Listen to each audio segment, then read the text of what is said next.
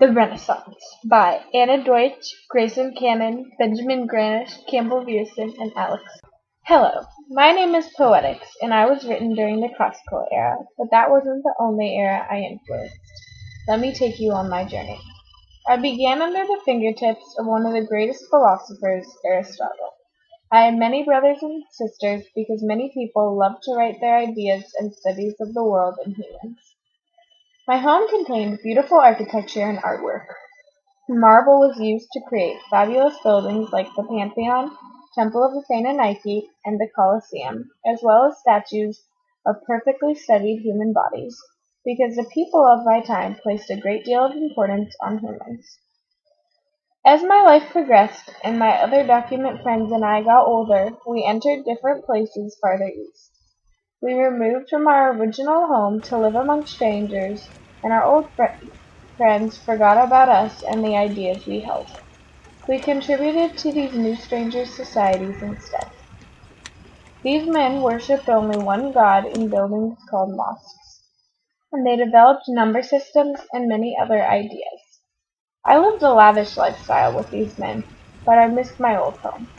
Eventually I saw my old Western friends again, but they had changed. They, too, only worshipped one god now in buildings called churches and basilicas and cathedrals, but I could tell that they lived in the lands I longed to return to. Although the strangers, called Muslims or Arabs, and the people from the West, called Christians, were constantly at war over a city named Jerusalem, many of my brother documents and I managed to reconnect with these people and make it home. When I returned west, I realized the life I returned to was nothing like the one I left, and so we documents began a rebirth of the amazing ideas we held from so long ago. Before we can talk about the Renaissance, it is important to understand where Europe left off right after the Middle Ages.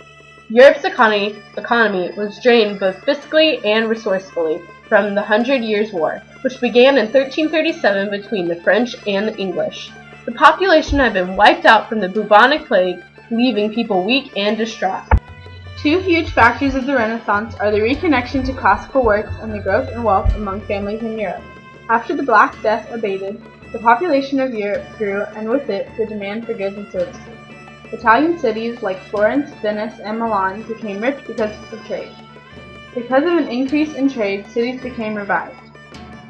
The Crusades were essential to the survival of Europe because they increased the demand for Eastern goods, which in turn stimulated the trade between Eastern and Western countries.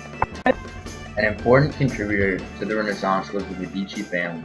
The Medici family was an enormously wealthy banking family due to their close connections with other elite families that ruled Florence, which is often cited as the birthplace of the Renaissance.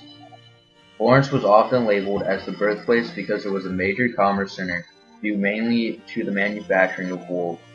Because the Medici family was such a huge patron of art, with the support of the government, they turned Florence into a city bursting with beautiful architecture. The beginning of the Renaissance is most commonly believed to have begun in 1401, when a competition was held to determine the design of the baptistry doors of the Florence Cathedral. The two finalists were Ghiberti and Brunelleschi, who both casted scenes from the Bible into gilded bronze. Of the two, Ghiberti won, causing Brunelleschi to turn away from sculpting and to form an interest in architecture.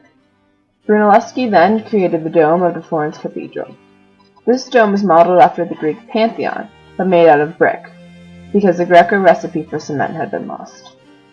As you can see, the new interaction with Greek and Roman art sparked an interest in Florence, influencing their art greatly. Another thing that was influenced by Greeks and Romans was the idea of humanism.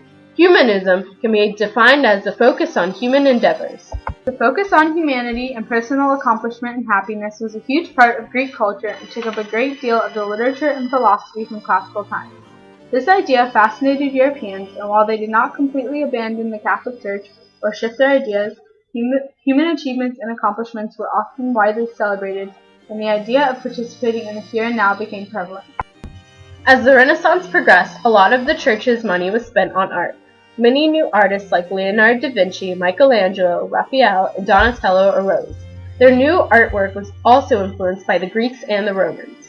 Donatello, a Florentine sculptor who worked under Brunelleschi, created a highly emotional statue of David, making it the first freestanding male nude sculpture since classical times. It was also positioned in contrapposto, which was a common Greek pose. Donatello's famous sculpture was one of the many works of art commissioned by the Medici family. Art from the time period was extremely realistic and often based around religion. Even secular paintings had a large amount of religious symbolism. A technique known as linear perspective was also utilized at the time and created a very realistic feel to paintings. Many of the greatest palaces and cathedrals were adorned with Renaissance artwork because of the Catholic Church's interest in the new artistic techniques. Dante Alighieri, an Italian poet, was commonly a featured writer who wrote in the vernacular. He published Inferno, Purgatorio, and Paradiso, the three parts of his famous Divine Comedy. An Italian painter and sculptor named Michelangelo assisted Donatello with the David statue, but Michelangelo is known for much more than that. He created a statue that he named Pieta with the hopes of conveying movement and fluidity in his artwork. The painting on the Sistine Chapel ceiling is the most famous and well-known piece of artwork completed by Michelangelo. The painting not only represented Christian symbolism, but also displayed humanist principles because of their realistic backgrounds and human figures. The production of artwork was not the only thing that was stimulated during the time period. The printing press, developed in the 1400s, kindled the mass production of books. The production press was invented by Johannes Gutenberg, a goldsmith, who printed a Bible. Before the creation of the printing press, most people did not read because books were scarce and often printed in Latin, the language of scholars and the church. The printing press allowed books to be easily produced and more affordable. The demand for books grew, and they began to be printed in the vernacular. This production of books led to more literate and educated people, which in turn allowed for new ideas. The first books held political and practical ideas. Machiavelli, a humanist and Italian writer, published a book called The Prince in 1517 that told monarchs how to maintain their power. This had an impact because it suggested that the monarchy should not govern with the church and a leader should act only for the benefit of the state, as opposed to acting on moral tenets. Literature also blossomed in modern-day Luxembourg, Belgium, England, and the Netherlands. Sir Thomas More, a social philosopher and author, wrote Utopia, which described an ideal society. More, a Christian humanist, believed Christian tradition should be used as a guideline for people to meet their personal goals. William Shakespeare, a famous playwright, also wrote during this time.